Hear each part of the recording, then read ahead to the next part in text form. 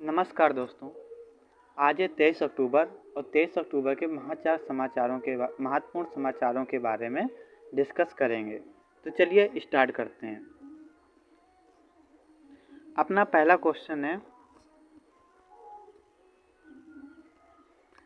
भारत ने किस देश को मदद के लिए दवाएं और राहत सामग्री की पहली खेप भेजी है? दवाएं और राहत सामग्री की पहली खेप भेजी है। तो पहला ऑप्शन है हमारा इजराइल, दूसरा है फिलिस्तीन, तीसरा है सीरिया, चौथा है इनमें से कोई नहीं। तो जो राइट आंसर है वो हो जाएगा अपना फिलिस्तीन।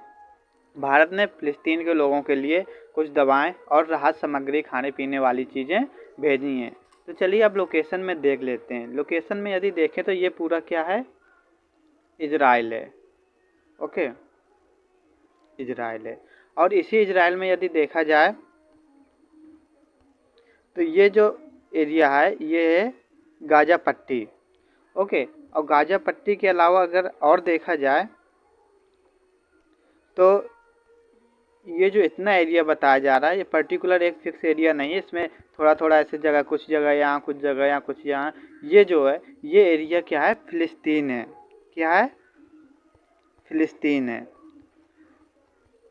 ओके, अभी आपने देखा होगा कि गाजा पट्टी का ये जो एरिया है यहाँ पे हमास नाम के आतंकियों का संगठन पूरा यहीं पे रहता है। इसके सपोर्ट में जितने भी अरब कंट्रीज हैं, वो चाहे सीरिया हो, चाहे सऊदी अरब हो, चाहे ईरान इराक हो, ये लोग इसको खुलकर सपोर्ट करते हैं, हथियार प्रदान करते हैं, पैसा देते हैं ताकि वो इजराइल से लड़े और यहूदियों को, इजराइल पूरा देश समाप्त कर दिया जाए।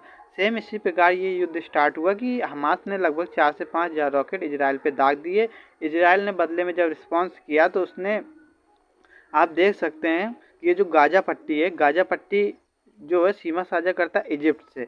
तो गाजा पट्टी में जो भी खाने पीने का जो सामान आता था वो इजिप्ट से आता था। तो जब इजराइल पे अटैक हो गया तो इजराइल ने क्या किया कि ये वाला बॉर्डर बंद कर दिया। और गाजा पट्टी पे जितने भी दवाएं हो या खाना पीना हो या दवाएं हो, खाना पीना हो या पानी, जितनी भी सप्लाई थी सारी सप्लाई रोक दी। तो वहाँ के लोगों को दिक्कत होने लगी, जो आम नागरिक थे तो सभी को दिक्कत होने लगी। तो उसी के लिए भारत ने जो है दवाएं और राहत सामग्री भेजी है। क्योंकि गाजा पट्टी में बहुत अटैक हुआ और वहाँ पे एक जो सबसे बड़ा हॉस्पिटल था गाजा पट्टी का, वो भी युद्ध में ध्वस्त हो गया। उस पर सभी देश, अधिकतर देशों के राष्ट्राध्यक्षों ने अपनी चिंता जाहिर की। भारत के प्रधानमंत्री नरेंद्र मोदी ने भी और अमेरिका के राष्ट्रपति जो बाइडेन ने भी। तो इस युद्ध के कारण ही जो अव्यवस्थाएं फैली हुई हैं उसी को मदद करने के लिए फिलिस्तीन के लिए भारत ने क्या किए, दवाई और राहत सामग्री, कुछ खाने पीने की चीज़ें भेजी हैं। लोकेशन में आप देख सकते हैं कि इजराइल जो इधर इजिप्ट से सीमा साझा करता है, इधर जॉर्डन से सीमा साझा करता है, इधर सीरिया से साझा करता है। तो पहले इजराइल नाम का कोई देश नहीं था, लेकिन जब सेकेंड वर्ल्ड वार हुआ तो यूरोपियन कंट्री द्वारा ये यहूदियों को रहने के लिए ये कुछ एरिया दे दिया गया था, थोड़ा बहुत फिलिस्तीन का। क्योंकि फिलिस्तीन सेकेंड वर्ल्ड वार में हार गया था, तो जो यूरोप कंट्रीज ने जीता था उस पर यहूदियों को रहने के लिए वो क्षेत्र दे दिया था। तो उसी क्षेत्र पे इजराइल लोग रहने लगे। यहूदी जो थे वो इजराइल मुख्यतः यहूदियों के लिए ही, और वहाँ पे यहूदी ही निवास करते हैं इजराइल में। ओके, तो यहाँ पे रहने लगे। तो कुछ टाइम बाद फिर फिलिस्तीन ने युद्ध करना चालू किया अपनी ज़मीन को वापस लेने के लिए। लेकिन इजराइल इतना शक्तिशाली होता गया धीरे धीरे कि उसको हराना तो दूर, इजराइल ने और भी अन्य देशों की ज़मीन पे कब्जा कर लिया। इजिप्ट की ज़मीन पे भी कब्जा कर लिया था, जॉर्डन की ज़मीन पे कब्जा कर लिया था, लेकिन उनको उनकी ज़मीनें वापस दे दी थी। अब यहीं पे अगर देखा जाए तो इजराइल पे या फिलिस्तीन भी बोल सकते हैं, यहाँ पे जेरूसलम है। इजराइल इसको अपनी राजधानी भी कहता है, जेरूसलम है। ये मुस्लिमों का भी और यहूदियों का भी धार्मिक स्थल माना जाता है। तो सबसे ज़्यादा विवादित स्थल यही रहता है कि इस पे ज़्यादातर इजराइल का आधिपत्य है, कंट्रोल साला इजराइल करता है इसमें। तो ये चीज़ें भी कुछ हैं। तो चलिए आगे देखते हैं।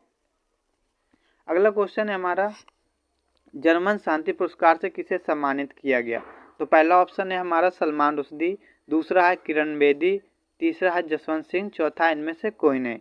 तो अपना जो राइट आंसर है वो है सलमान रुश्दी। आप फोटो में इनको देख सकते हैं, इनको जर्मन शांति पुरस्कार से सम्मानित किया गया है। ये क्वेश्चन ऊपर छूट गया, ये आप लोग बताइए कि अभी जो वहाँ पे फिलिस्तीन बोलिए या इजराइल बोलिए में, इजराइल में जो लोग भी फंसे हुए थे भारतीय, उनको अपने देश वापस लाने के लिए भारत ने कौन सा मिशन लॉन्च किया, कौन सा ऑपरेशन लॉन्च किया?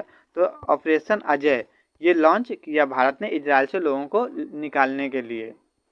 ओके, जैसे कि आपने सुना होगा ऑपरेशन जो जब तुर्की में भूकंप आ गया था तो भारत ने ऑपरेशन दोस्त वहाँ के लोगों को मदद करने के लिए चलाया था। चलिए अब आगे देखते हैं अगला क्वेश्चन। अगला क्वेश्चन है हमारा, एयर क्वालिटी इंडेक्स में वेरी पुअर क्वालिटी पर कौन सा राज्य पहुंच गया है जिसकी कि एयर पॉल्यूशन सबसे ज़्यादा गंदी है? ओके, तो पहला ऑप्शन हमारा न्यू दिल्ली, दूसरा है हरियाणा, तीसरा उत्तर प्रदेश, चौथा है इनमें से कोई नहीं। ओके, तो राइट आंसर है न्यू दिल्ली जो है ये वेरी पुअर क्वालिटी में पहुंच गया है। तो चलिए, तो वेरी पुअर क्वालिटी में इसके जो अंक हैं वो क्या 201, तो 201 में हम देख सकते हैं ये वेरी पुअर क्वालिटी है, यानी कि वेरी अनहेल्दी। तो इसको जो एयर क्वालिटी इंडेक्स है इसको 6 भागों में डिवाइड किया गया है। पहला 0 से 50, 50 से 100, 100 से 150, फिर 200 तक, फिर 300 तक, फिर 300 से 500 तक। यदि 0 से 50 तक रहती है, यदि 0 से 50 तक रहता है तो उसको गुड में रखा जाता है, और जब 51 से 100 में रखा जाता है तो उसको मॉडरेट में रखा जाता है, और जब 100 से 150 तक अंक आने लगते हैं तो उसको अनहेल्दी एंड सेंसिटिव ग्रुप में लिया जाता है कि धीरे धीरे हमारे लिए खतरे की तरफ बढ़ रहा है। और 150 से 200 तरफ क्या होता है, अनहेल्दी है, यानी कि हमारे स्वास्थ्य के लिए सही नहीं है। और 200 से 300 के बीच में वेरी अनहेल्दी, यानी कि बहुत ही ज़्यादा खराब है हमारे लिए। और 300 से 500 यानी कि हजार्डवस, यानी कि सांस लेने में भी दिक्कत होगी। तो ये इतनी कितनी कैटेगरी में बांटा गया, 6 कैटेगरी में बांटा गया। 0 से 500 के बीच में, 0 से 50, 51 से 100, 100 से 150, 150 से 200, 200 से 300, 300 से 500 तक। तो इनको याद रखिएगा। चलिए अब आगे देखते हैं। अगला क्वेश्चन है हमारा, नेशनल सिंपोसियम ऑफ कोऑपरेटिव एक्सपोर्ट कहाँ पे आयोजित की गई? पहला ऑप्शन है न्यू दिल्ली, दूसरा लखनऊ, तीसरा भोपाल, चौथा इनमें से कोई नहीं। तो जो राइट आंसर है वो क्या है हमारा, नई दिल्ली पे नेशनल सिंपोसियम ऑफ कोऑपरेटिव एक्सपोर्ट आयोजित किया गया। और इसका उद्घाटन किसने किया है? जो हमारे गृह मंत्री हैं अमित शाह, इनके द्वारा इसका उद्घाटन किया गया है, ये बात याद रखिएगा। चलिए अब आगे देखते हैं। अब अगला क्वेश्चन हमारा कि लड़ाकू विमान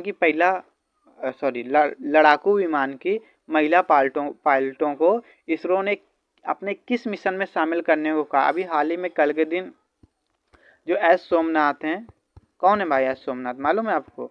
इसरो के चीफ हैं, इसरो के चीफ हैं। ओके, इन्होंने कहा है कि अब हम अपने मिशन में जो है लड़ाकू विमानों की जो महिला पायलट हैं उनको शामिल करेंगे। तो किस मिशन की बात की है? पहला ऑप्शन है हमारा मंगलयान, दूसरा है गगनयान, तीसरा है चंद्रयान, चौथा है इनमें से कोई नहीं। तो राइट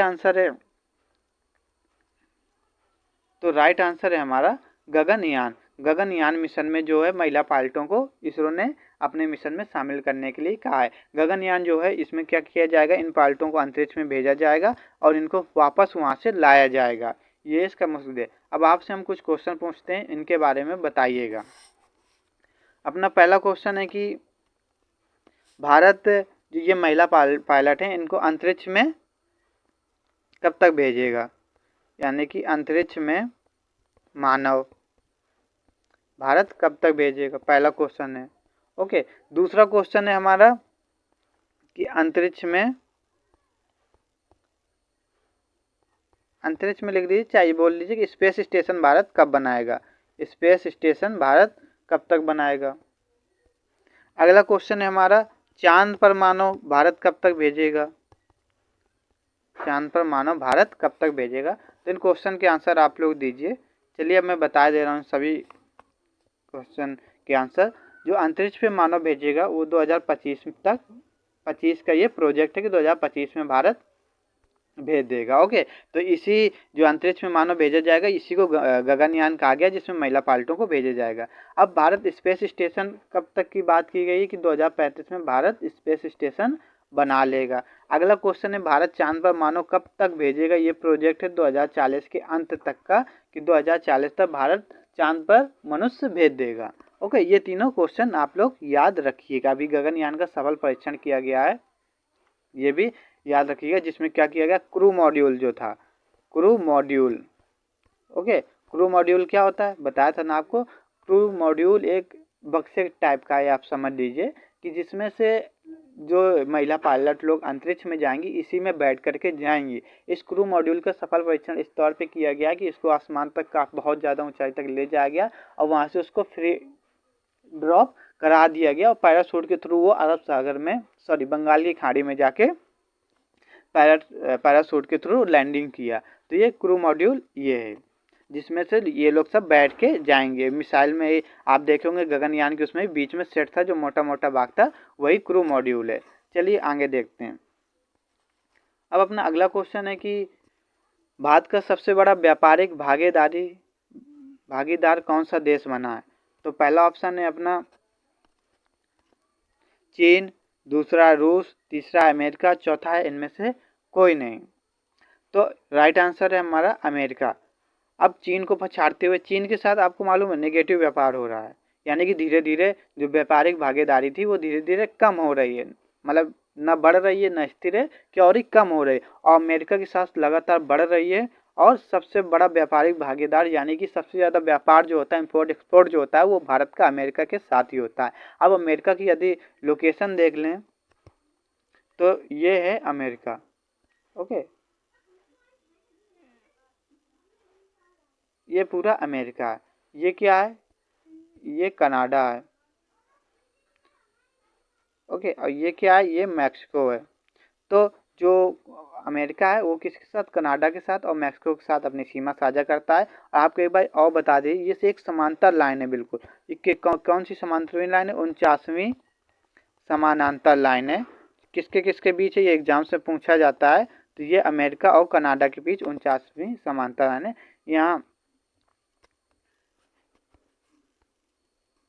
यहाँ पे उत्तरी पैसिफिक ओशियन से जो अमेरिका है वेस्ट में नॉर्थ पैसिफिक ओशियन से लगा हुआ है और इस साइड ईस्ट में अटलांटिक ओशियन के साथ सीमा साझा करता है। तो ये बात याद रखिएगा कि और देशों के साथ बाकी कनाडा और मैक्सिको के साथ। ओके, तो ये हमारे आज के महत्वपूर्ण करंट अफेयर के जितने भी क्वेश्चन थे वो हमने करा लिए। आपको ये क्लास कैसी लगी कमेंट में ज़रूर बताएं और अपने दोस्तों के साथ भी शेयर करें। धन्यवाद।